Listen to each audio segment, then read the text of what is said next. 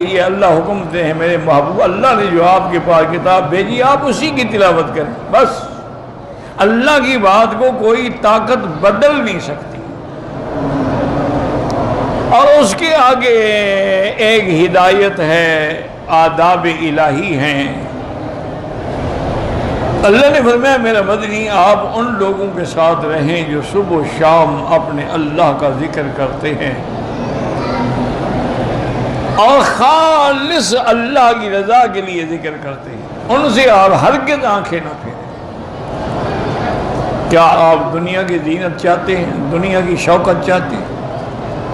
وَلَا تُطِعْ مَنْ أَغْفَلْنَا قَلْبَهُ، ہرگز اس کی اطاعت نہ کرے جس کے دل کو ہم نے اپنے ذکر سے غافل کر دیا ہے۔ وَاتَّبَعَ هَوَاهُ، اور وہ اپنی خواہشات کے پیچھے دوڑ رہا ہے۔ وَكَانَ أَمْرُهُ فُرْطًا، اس کا عمل جو ہے وہ بالکل ضائع ہے، جس کی کوئی حقیقت اور کوئی قیمت نہیں ہوگی۔ اس کی وجہ یہ تھی،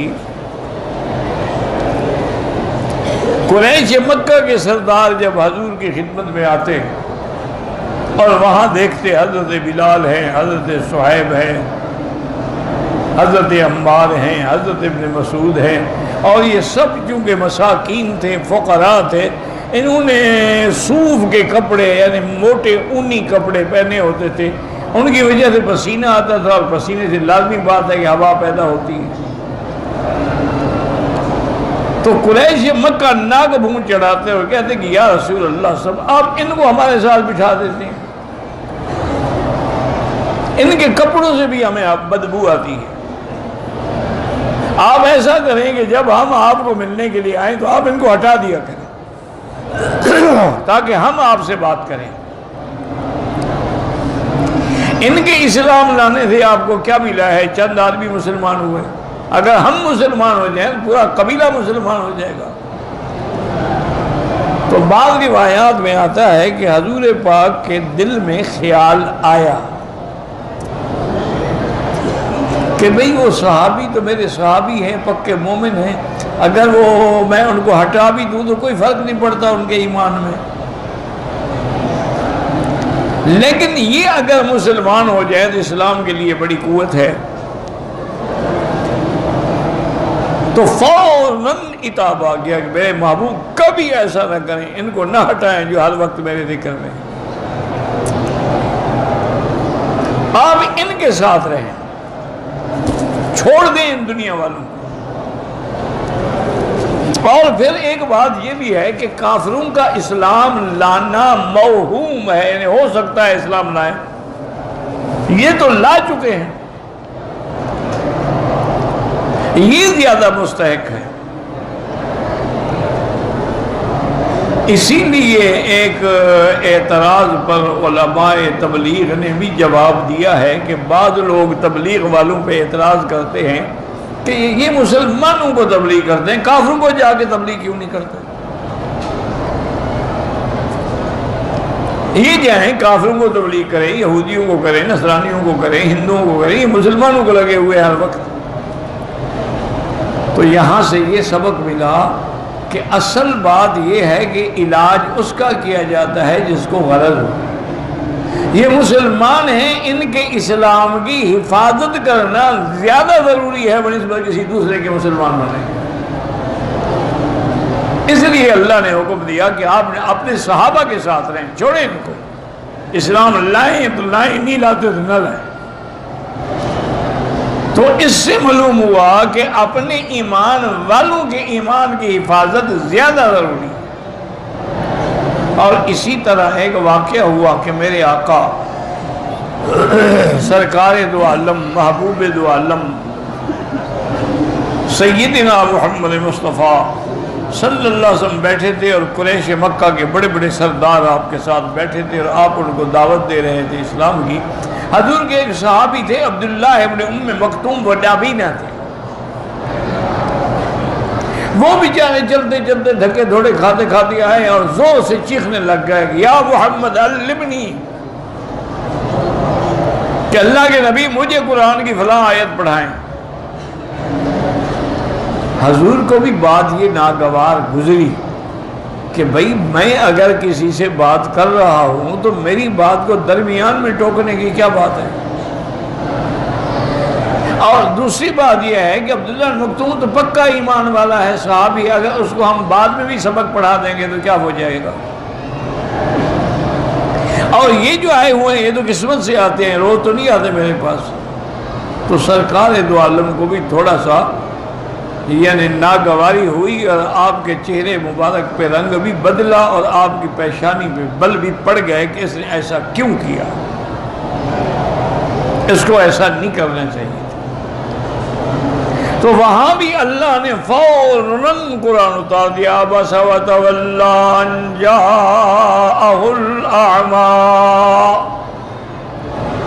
وما يدريك لعله يزكى او يذكر فتنفعه الذكرى اما من استغنى فانت له تلهى۔ اللہ نے فرمایا کہ تیوری چڑھائی اس لیے کہ وہ نابینا آیا۔ یہ آپ نے کیا کیا ہے؟ وما یدریک، آپ کو کیا پتا کہ یہ تو آیت پڑھ کے اس کا تو تزکیہ نفس ہوتا، اس کا ایمان بڑھ جاتا، تو آپ نے ان کی طرف توجہ کر دی۔ اللہ کی طرف سے عتاب آیا، لیکن یاد رکھو میرے مدنی کی شان کو سمجھو، غور کرو کہ ناراضگی تو ہے اللہ کی، عتاب بھی نازل کیا ہے، لیکن ساتھ لطف بھی ہے۔ یعنی ایسی ناراضگی ہے جیسے محبوب سے ناراضگی ہوتی ہے۔ اللہ نے ورنہ تو یہ کہنا چاہیے تھا کہ بس تھا، آپ نے چہرے پہ بل ڈالے، وتولی تھا، آپ نے منہ پھیرا۔